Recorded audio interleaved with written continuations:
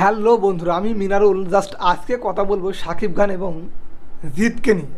আমরা জানি বাংলাদেশের মেগাস্টার শাকিব খান এবং টলিউড বাংলা ইন্ডাস্ট্রির মেগাস্টার কিন্তু জিত। তো এই দুইটা মানুষকে নিয়ে আমরা আজকে কথা বলবো, কে কার থেকে এগিয়ে। তো দুজনেই কিন্তু একটা টপ লেভেলের অভিনেতা। আমরা জানি দুজনেই ভালো একটা স্টারডাম রয়েছে দুজনেরই দুই দেশে একটা বহু ফ্যানবেস তৈরি হয়েছে, সেটা শাকিব খানের বলো এবং জিতের বলো। তো আজকে বেশ কয়েকদিন ধরে আমরা দেখতে পাচ্ছি শাকিব খানের তুফান মুভি নিয়ে যে একটা ক্রেজ সৃষ্টি হয়েছে, এটার বিষয়ে কথা বলবো। এবং এই ক্রেজটা খুব কিন্তু একটা ভালো মতনই সৃষ্টি হয়েছে, এবং যার কারণে শাকিবের একটা যে ফ্যানবেস আছে তারা বলছে শাকিবের কাছে জিতের পাত্তা নেই, এবং শাকিব যে পরিমাণ হাইপ সৃষ্টি করেছে সেটা জিত পারবে না। আসলে এটা কিন্তু একটা ভুল কথা। কেন ভুল কথা? দেখো, বাংলাদেশে শাকিব খান ছাড়া কিন্তু তেমন কোনো নায়ক নেই, শাকিব খানের প্রতিদ্বন্দ্বী হিসাবে তেমন কোনো নায়ক নেই। তো যার কারণে শাকিব খান কিন্তু একাই গেম খেলছে, আর কেউ নেই মাঠে। এখন এইটা মনে করো যে ব্রাজিল আর্জেন্টিনা যদি খেলা হয়, সেক্ষেত্রে কিন্তু দুটাই হাড্ডাহাড্ডি টিম কিন্তু লড়াই হতে থাকে।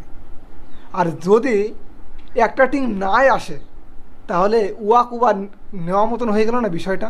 কারণ শাকিব খানের প্রতিদ্বন্দ্বী হিসাবে তো কোনো দলেই মাঠে নেই। তো শাকিব খান সেই মুহূর্তে তো জেতবি, একটা ওয়াক ওভার পাবেই। তো সেই ক্ষেত্রে এটা বললে হবে না যে শাকিব খান জিতের থেকে এক ধাপ এগিয়ে গেছে। হ্যাঁ, এগিয়ে গিয়েছে কোন দিক থেকে? বাংলাদেশের যতগুলো নায়ক আছে তাদের থেকে হ্যাঁ শাকিব খান এগিয়ে গেছে, কিন্তু এটা বলতে পারবা না যে জিতের থেকে শাকিব খান এগিয়ে গেছে। এটা বলা কিন্তু মুশকিল। কেননা এর আগে আমরা যতগুলো দেখেছি শাকিব খান আর জিত মুখোমুখি লড়াই হয়েছে কিন্তু 4বার, যেখানে 3বার এগিয়ে আছে কিন্তু মেগাস্টার জিত বা সুপারস্টার জিত।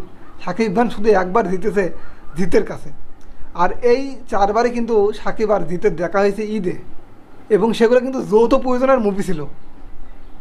4বারে একবার জিতেছে শাকিব খান এবং 3বার জিতেছে জিত।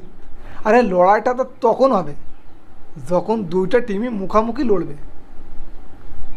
কারণ জিতের যে বুমেরাং রিলিজ করেছে সেটা শুধু কলকাতা রিলিজ করেছে, এবং সেটা কিন্তু একটা হাইপ করা বা কোনো সেই রকম একটা সিনেমা নাই, জাস্ট একটা সাধারণ গেজের সিনেমা, এবং যার বাজেট কিন্তু একদম অল্প। আর শাকিব খানের তুফান এই সিনেমাটার বাজেট কিন্তু একটু ভালো একটা বাজেট, প্রায় 7-8 কোটি এমন কোটি টাকার বাজেট। তো সেই ধরনের একটা মুভি তো এমনি হাইপ সৃষ্টি করবে। আর বাংলাদেশে তো বললামই, প্রত্যেকটা সিনেমা হলে যে তুফান চলছে, যার প্রতিদ্বন্দ্বী হিসাবে কেউ নেই মাঠে। তো সেখানে শাকিব খান তো নিজেই জিতবে। আর যদি অভিনয়ের দিক থেকেও বলি, তাও জাস্ট আমার কাছে এটা মনে হয় না জিতের থেকে এগিয়ে যেতে পারবে শাকিব খান, এটা আমার মনে হয় না।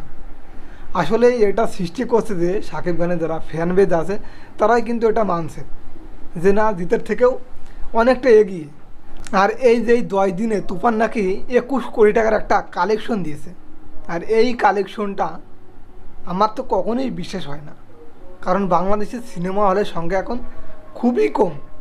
আগে 1000+ সিনেমা হল ছিল, সেখান থেকে টোটাল একটা কালেকশন ছিল বিদের মেয়ে দোসনা, প্রায় 26-27 কোটি টাকা কালেকশন করেছিল। আর এখনকার যুগে এসে 100+ সিনেমা হলে 21 কোটি টাকা তুলছে, জাস্ট এটা আমার মাথায় আসে না। আগে কিন্তু সিনেমা হলে গিয়ে সবাই সিনেমা দেখতো। গ্রামগঞ্জের যতগুলো সিনেমা হল ছিল, প্রত্যেকটা সিনেমা হল কিন্তু একদম ভরপুর ছিল, লোকের জায়গা হতো না। আর এখন বর্তমানে সিনেমা হলে গিয়ে লোক দেখা যায় না। আর এটা তারা ছড়িয়ে বেড়াচ্ছে যে 10 দিনে 21 কোটি টাকা, প্রিয়তমায় নাকি 41 কোটি টাকা ইনকাম হয়েছে। আসলে এইসব প্রযোজক এবং এইসব সিনেমার যারা পরিচালক, তারা তাদের নিজের ডিমান্ড নিজেকে বাড়ানোর জন্য এইসব মিথ্যা প্রচারণা ছড়াচ্ছে, যে তারা এইসব কথা বলে নিজেকে বড় মনে করছে, এবং তারা এটা মনে করছে যে না, আমরা যদি এইসব কথা বলি তাহলে আমাদের স্টারডাম গিয়ে ওপর লেভেলে দাঁড়াবে। আসলে এটা ভুল। যাদের নিজের দাম নিজেরাই বাড়ায়, আসলে তাদের কোনো মূল্যই নেই। মূল্যটা কখন পাবা? যখন বাইরের মানুষ তোমাদেরকে মূল্য দেবে, মূল্যটা তোমরা তখন পাবাই।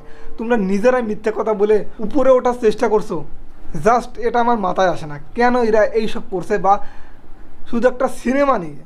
আর এই তুফান মুভির কথা যদি আমি বলি, এই মুভির গল্পগুলা, অধিকাংশ গল্পগুলাই কিন্তু সাউথের মুভিগুলো এবং বলিউডের মুভিগুলোর থেকে নেওয়া। যেমন অ্যানিম্যাল মুভির কিছু দৃশ্য কিন্তু শাকিব খান জাস্ট এখানে ধারণ করেছে, আছে কেজিএফের কিছু দৃশ্য, তারপরে অন্য অন্য মুভির কিছু দৃশ্য জাস্ট এখানে ফুটিয়ে তোলা হয়েছে এবং যেগুলাই কিন্তু জাস্ট বাংলাদেশের মানুষ খাচ্ছে। আর এই মুভিটা যদি জিত করতো তাহলে বলতো যে কপি করেছে, সব কিছু হুবহু কপি করেছে, জাস্ট শাকিব খান করেছে, এই জন্য কোনো কথা হচ্ছে না। আর যদি লুকের কথা দিক থেকে বলি, ভয়ঙ্কর লুক। আর রাবণের দিক থেকে চেঙ্গিস মুভির যে জিতের যে লুক, সেই লুকের কাছে কি শাকিব খানের এই লুক পাত্তা পাবে? রাবণের যে ভয়ঙ্কর লুক, যেটা দেখলে বাচ্চারা যদি ওই মুভিটা দেখে ভয় পায়, ওই লুকটা দেখলে ভয় পায়। শাকিব খানের এই লুক দেখলে কি বাচ্চারা ভয় পাবে? আদৌ পাবে না। যদি লড়াইটা করতেই হয় তাহলে এমনভাবে লড়াই করতে হবে, মুখামুখি লড়াই। জিতের সিনেমাও বাংলাদেশে চলবে, শাকিব খানের সিনেমাও বাংলাদেশে চলবে, এমনভাবে জাস্ট একটা মুখামুখি লড়াই করে দেখাতে বলো। দেখো শাকিব খান কিন্তু পারবে না। তবে হ্যাঁ, এটা মানতে হবে যে টেইলরের দিক থেকে, তারপরে গানের দিক থেকে, ভিউসের দিক থেকে কিন্তু শাকিব খানের কাছে কোনো পাত্তাই পাবে না জিত, এটা মানতে হবে। কারণ শাকিব খানের যে গান, এগুলো কিন্তু ব্যাপক ভিউ পায়, জিতের গানগুলো কিন্তু সেই হিসাবে পায় না। এবং দেবের গানও কিন্তু ভালো একটা ভিউ জেনারেট সৃষ্টি করে, কিন্তু জিতের গান পায় না। তো বর্তমানে জিত কিন্তু অনেকটাই ডাউনে নেমে আসে, এটা মানা যায়। রাবণের পরে এবং চেঙ্গিসের পরে জিত যে সিনেমা করেছে, মানুষ জাস্ট চলেনি, এই সিনেমাটা কিন্তু টোটালি ফুল আপ গেছে আমার মনে হয়। তো বর্তমানে জিতের অবস্থা কিন্তু ভালো যাচ্ছে না। আর বুমেরাং মুভিটা কিন্তু মোটামুটি ভালো হয়েছে, একেবারে যে হাই লেভেলে একটা ক্রেজ সৃষ্টি করেছে সেমন কিন্তু না। তবে হ্যাঁ, একটা হিট জেনারেট সৃষ্টি করেছে জিতের এই বুমেরাং মুভিটা। তো এইভাবে আমরা জাস্ট কোনো নায়ককেই কিন্তু ছোটও করবো না, প্রত্যেকটা নায়কের সিনেমায় আমরা দেখবো, প্রত্যেকটা নায়ককেই আমরা সাপোর্ট করব, ছবি দেখবো, সিনেমা হলকে বাঁচাবো, তাহলেই ইন্ডাস্ট্রি বাঁচবে। যে এইভাবে একটা হিরো এর থেকে ছোট, জিতের কাছে শাকিব খানের কোনো পাত্তা নেই, শাকিব খানের কাছে জিতের কোনো পাত্তা নেই, জাস্ট এসব বলে অকারণ আমরা আমাদের নিজেদের পছন্দের হিরোর স্টারডাম কিন্তু কমিয়ে আনছি। সো এগুলো আমরা করব না, প্রত্যেকটা হিরোকেই সাপোর্ট করব। তো আজকে এই পর্যন্তই, আবার দেখা হবে নতুন কোনো একটা ভিডিওয়।